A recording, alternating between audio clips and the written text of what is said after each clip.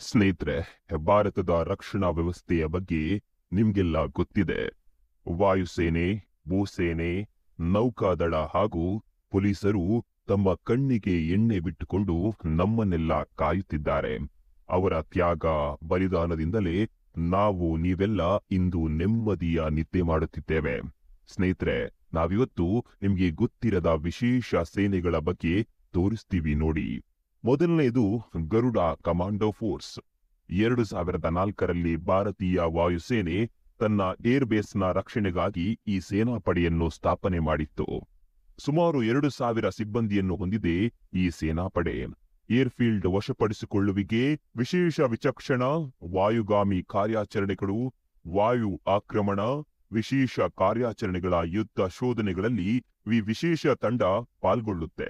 ವಾಯುಸೇನೆಯಲ್ಲಿ ಕೆಲಸ ನಿರ್ವಹಿಸಿದವರಿಗೆ ಮಾತ್ರ ಈ ವಿಶೇಷ ತಂಡ ಸೇರಲು ಅವಕಾಶ ಇರುತ್ತೆ. ಈ ಗರುಡ ಪಡೆಯಲ್ಲಿ ಸ್ಥಾನ ಗಿಟ್ಟಿಸಿಕೊಳ್ಳಬೇಕು ಅಂದ್ರೆ ಬರೋಬ್ಬರಿ 3 ವರ್ಷಗಳು ಬೇಕಾಗುತ್ತೆ. ಟ್ರೈನಿಂಗ್ ಸಮಯದಲ್ಲಿ ಅತ್ಯಂತ ಕಠಿಣ ಪರೀಕ್ಷೆಗಳನ್ನು ಇವರು ಎದುರಿಸಬೇಕಾಗುತ್ತೆ. ಈ ವಿಶೇಷ ದಳ ಸಮುದ್ರದಲ್ಲಿ ತನ್ನ ಹೆಸರಿಗೆ ತಕ್ಕಂತೆ ಹದ್ದಿನ ಕಣ್ಣಿಟ್ಟಿರುತ್ತೆ. ಇನ್ನು ಎರಡನೇದು ಮಾರ್ಕೋಸ್ ಕಮಾಂಡೋ ಫೋರ್ಸ್.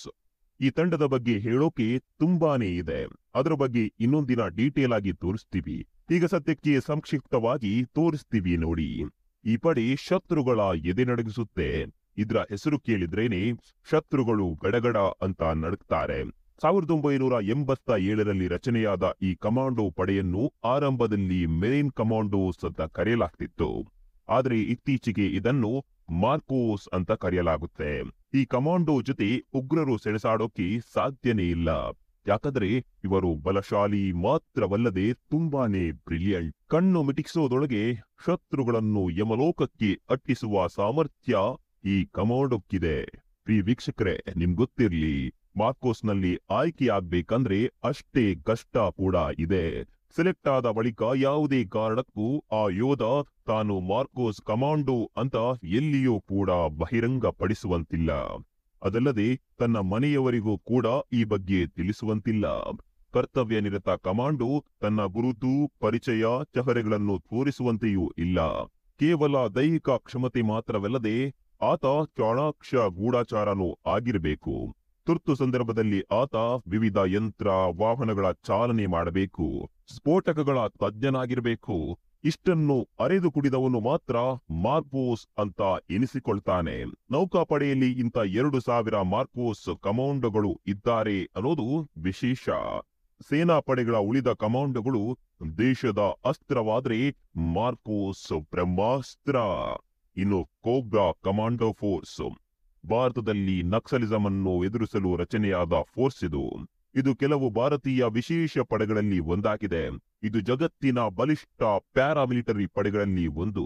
ಹೀಗಾಗಿ ಈ ಕಮಾಂಡೋಗಳು ವಿಶೇಷವಾಗಿ ಗೆರಿಲ್ಲಾ ಯುದ್ಧದಲ್ಲಿ ತರಬೇತಿ ಪಡೆದಿರ್ತಾರೆ. 2008ರಲ್ಲಿ ಆರಂಭವಾದ ಈ ವಿಶೇಷ ಪಡೆ ಹಲವಾರು ನಕ್ಸಲ್ ಕಾರ್ಯಾಚರಣೆಯಲ್ಲಿ ಭಾಗಿಯಾಗಿದೆ.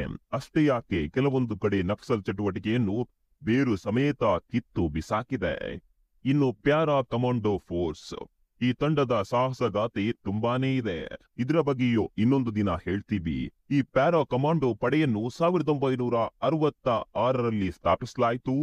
ಪ್ಯಾರಾ ಕಮಾಂಡೋಸ್ ಭಾರತೀಯ ಸೇನೆಯ ಅತ್ಯುನ್ನತ ತರಬೇತಿ ಪಡೆದ ಪ್ಯಾರಾಚೂಟ್ ರೆಜಿಮೆಂಟ್ನ ಭಾಗವಾಗಿದೆ. ಇದು ಭಾರತ ಬಲಿಷ್ಠ ಸೇನಾಪಡೆಗಳಲ್ಲಿ ಒಂದು.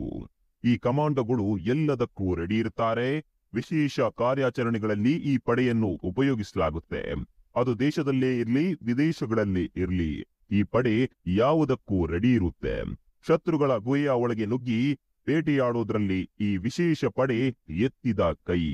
ಆಪರೇಷನ್ ಬ್ಲೂ ಸ್ಟಾರ್ ನಂತರ 1984ರಲ್ಲಿ ಸ್ಥಾಪನೆಯಾದ ನ್ಯಾಷನಲ್ ಸೆಕ್ಯೂರಿಟಿ ಗಾರ್ಡ್ ಅಂದ್ರೆ NSG, ಕೇಂದ್ರ ಗೃಹ ಸಚಿವಾಲಯದ ಅಡಿಯಲ್ಲಿ ಬರುವ ಭಾರತೀಯ ವಿಶೇಷ ಪಡೆಗಳಲ್ಲಿ ವಿಶೇಷ ಸ್ಥಾನಮಾನವನ್ನು ಪಡೆದ ಘಟಕ ಇದು. 26/11 ಮುಂಬೈ ದಾಳಿಯಲ್ಲಿ ಆಪರೇಷನ್ ಬ್ಲ್ಯಾಕ್ ಟೊರ್ನಾಡೋ, ಆಪರೇಷನ್ ಸೈಕ್ಲೋನ್ಗಳ ಮೂಲಕ NSG 9 ಉಗ್ರರನ್ನು ಕೊಂದು 900ಕ್ಕೂ ಹೆಚ್ಚು ಒತ್ತೆಯಾಳುಗಳನ್ನು ರಕ್ಷಿಸಿತ್ತು. ಅದೇ ರೀತಿ 2012ರಲ್ಲಿ ನಡೆದ ಪಠಾನ್ಕೋಟ್ ಉಗ್ರರ ದಾಳಿ ವೇಳೆ 4 ದಿನಗಳ ಕಾರ್ಯಾಚರಣೆ ನಡೆಸಿ ಎಲ್ಲ 6 ಉಗ್ರರನ್ನು ಹುಡುಕಿ ಕೊಂದಿತ್ತು. ಭಾರತೀಯರಾದ ನಮಗೆ ಭಾರತೀಯ ಸೇನೆ ಎಂಬ 2 ಪದವನ್ನು ಕೇಳಿದಾಕ್ಷಣ ಮೈ ರೋಮಾಂಚನಗೊಳ್ಳುತ್ತೆ. ಹಗಲು ರಾತ್ರಿ ಎನ್ನದೆ ನಮ್ಮ ದೇಶದ ರಕ್ಷಣೆಗಾಗಿ ಹಿಮಾಲಯದ ಹಿಮಾವೃತ ಭೂಪ್ರದೇಶದಿಂದ ಮರುಭೂಮಿಯ ಉಷ್ಣತೆಯನ್ನು ಲೆಕ್ಕಿಸದೆ ತಮ್ಮ ಪ್ರಾಣವನ್ನು ಒತ್ತಿ ಇಟ್ಟು ದೇಶದ ಗಡಿಯನ್ನು ಕಾಯುತ್ತಿರುವ ಭಾರತೀಯ ಯೋಧರಿಗೆ ನಮ್ಮದೊಂದು ಸಲಾಂ. ತಮ್ಮ ವೈಯಕ್ತಿಕ ಜೀವನವನ್ನು ಬದಿಗಿರಿಸಿ ಕುಟುಂಬದೊಂದಿಗೆ ಕಳೆಯಬೇಕಾದ ಸಂತಸದ ಕ್ಷಣವನ್ನು ತ್ಯಜಿಸಿ ದೇಶದ ಗೌರವ ರಕ್ಷಣೆಯೇ ನಮ್ಮ ಜೀವನದ ಮೊದಲ ಗುರಿಯೆಂದು ಭಾವಿಸಿ ಸೇವೆ ಸಲ್ಲಿಸುತ್ತಿರುವ ವೀರ ಯೋಧರಿಗೆ ನಮ್ಮದೊಂದು ನಮನ. ಸ್ನೇಹಿತರೆ, ಈ ಸ್ಟೋರಿಯನ್ನು ಶೇರ್ ಮಾಡಿ ನಮ್ಮ ಯೋಧರ ವೀರ ಗಾಥೆಯನ್ನು ನಿಮ್ಮ ಸ್ನೇಹಿತರಿಗೂ ತಿಳಿಸಿ. ಈ ಮೂಲಕ ನೀವು ಕೂಡ ಧೀರ ಯೋಧರಿಗೆ ನಮನ ಸಲ್ಲಿಸಿ.